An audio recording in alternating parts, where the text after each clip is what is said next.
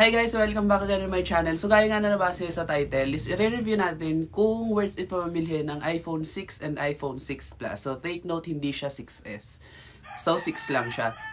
Ayan, pag-usapan natin is all about iPhone 6 and iPhone 6 Plus. iPhone 6, it is a model na lumabas right after the iPhone 5S way back 2014. Ayan. iPhone 6, na-release ito way back September 9, 2014. And ang status niya for now is discontinued since wala na kayong makukuhang ganito sa Power Mac or sa any Apple Store. Ang size ng iPhone 6 is 4.7 inches while the iPhone 6 Plus is 5.5 inches. And sabi dito is glass front siya, aluminum back, aluminum frame, and glass yung front. And the SIM card naman niya is nano SIM and also support the Apple Pay. Dati nagagamit ko siya pagkarating sa mga online. Apple Pay is the best.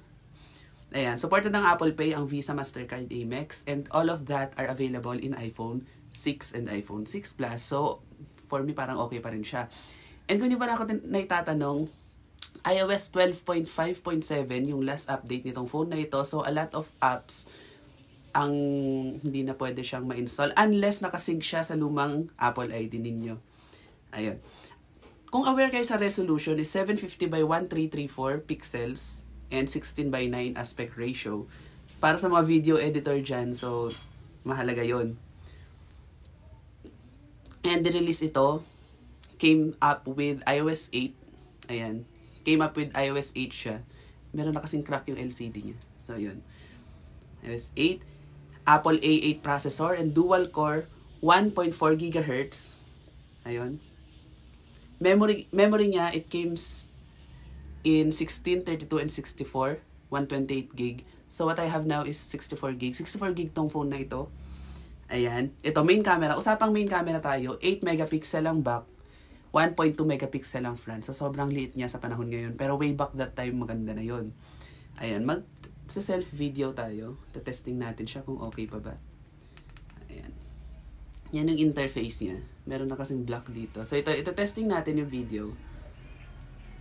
So, ganyan ang quality niya kapag sa back camera. Ayan ang quality niya sa back cam. Ayan. So, ganyan ang quality niya sa back cam. So, say hi guys. Ganyan. So, hindi siya ganun ka the best for me. Ayan. So, sa front naman, hindi siya ganun ka static. Ganyan yung quality ng front. Pero, not bad Okay naman siya. Okay naman yung quality ng camera niya. Sa front. Ayan. So, ayun. So, when it comes naman sa features, special features niya is meron siyang proximity sensor and compass. Compass is the best, I think. Kasi meron siyang ganito. Ayan. Compass, barometer, and proximity sensor. Also, the fingerprint sensor. Ayan. Fingerprint sensor is the best for me. Ayan. In my opinion, kasi once na yung tinanggal na ng, di ba iPhone X, wala na siyang fingerprint sensor.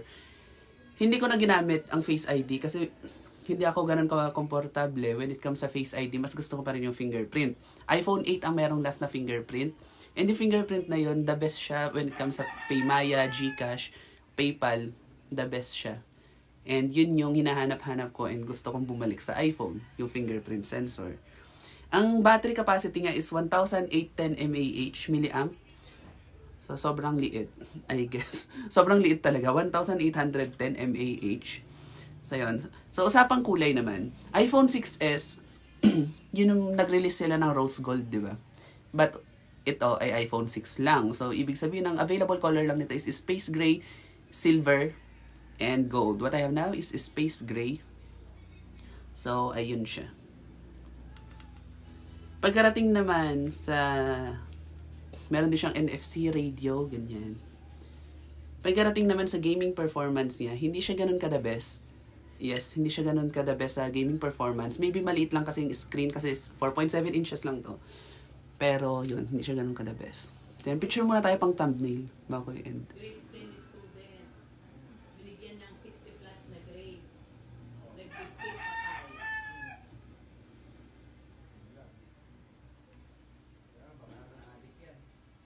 Lang guys, so thank you so much for watching this video. So sobrang ikli lang nitong video na to. Small video review lang for this iPhone 6. Yes, for this iPhone 6. So thank you so much for watching this video. Hindi na ako magpa-plug ng Instagram kasi nag-deactivate ako ng Instagram for whatever reason. Ayan, follow nyo na lang ako sa Facebook. Search nyo ng pangalan ko doon, David Dan. Nandun na ako. Ayan, thank you so much for watching this video. Bye!